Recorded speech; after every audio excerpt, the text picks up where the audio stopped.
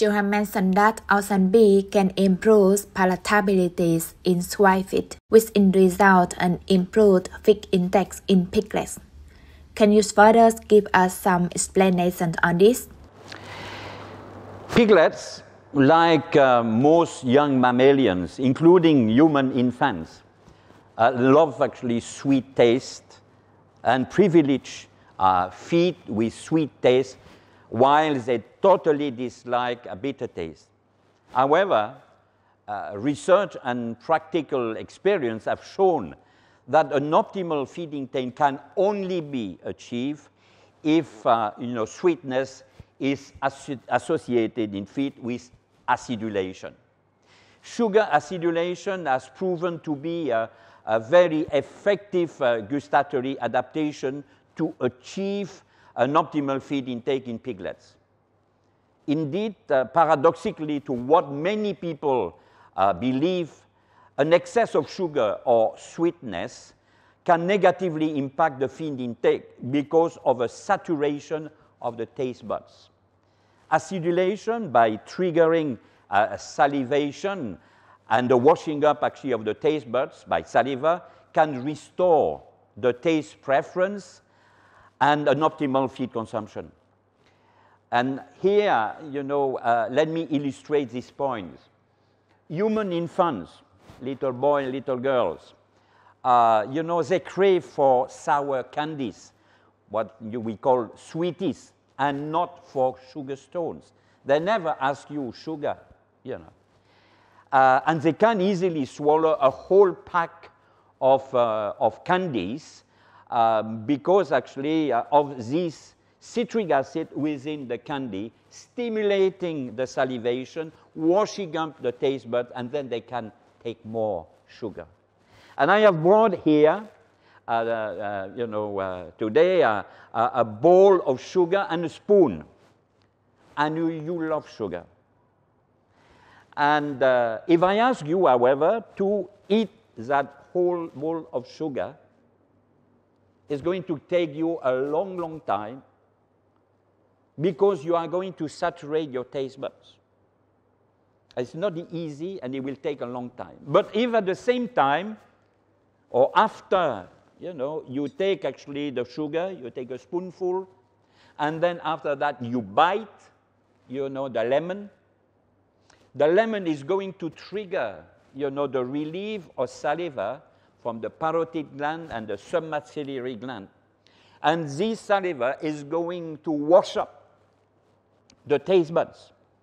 And then actually you could finish that bowl. Otherwise, it is virtually impossible, or it will take you, a long time. So salivation play a very important role, in feed intake. It facilitates, the swallowing, of feed.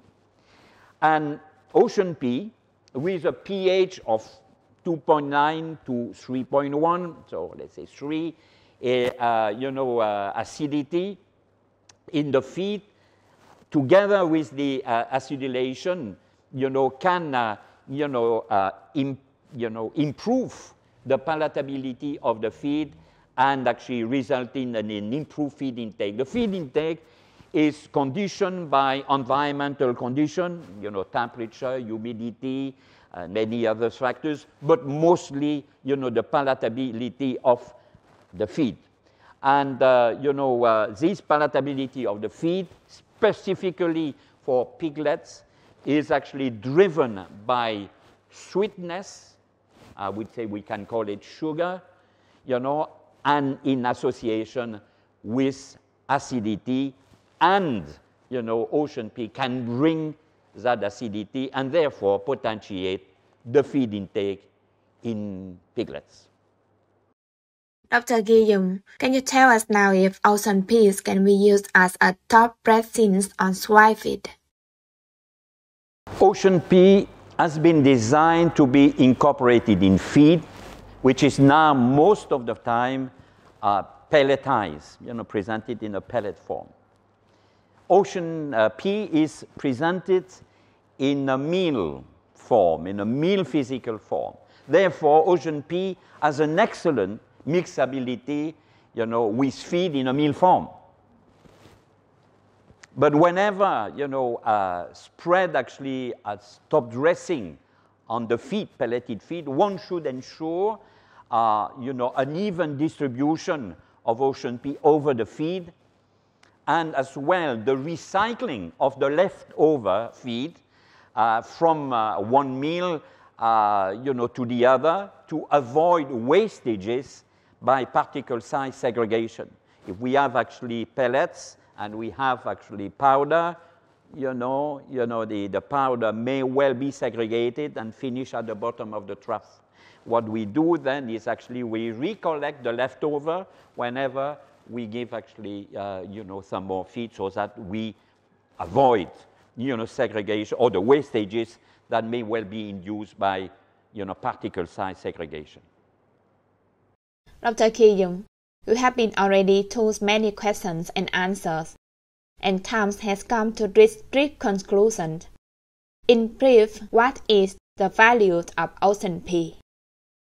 The value of ocean pea is within its benefits, which are effective antibacterial properties in swine, poultry, and aqua species, resulting in reduced incidence of scours in piglets, wet droppings in poultry, and reduced mortality in shrimps and fishes. Otherwise, you know, another benefit is a very effective assistance in the replacement of antibiotics used as metaphylactics in swine, poultry, and aqua species, and lower veterinary costs. An effective contribution to optimal feed intake in swine, you know, have been seen in piglets and even lactating sows. An optimization of protein digestibility in monogastric animal, you know, resulting in an improved, you know, utilization of feed. And, of course, an optimal feed conversion rate.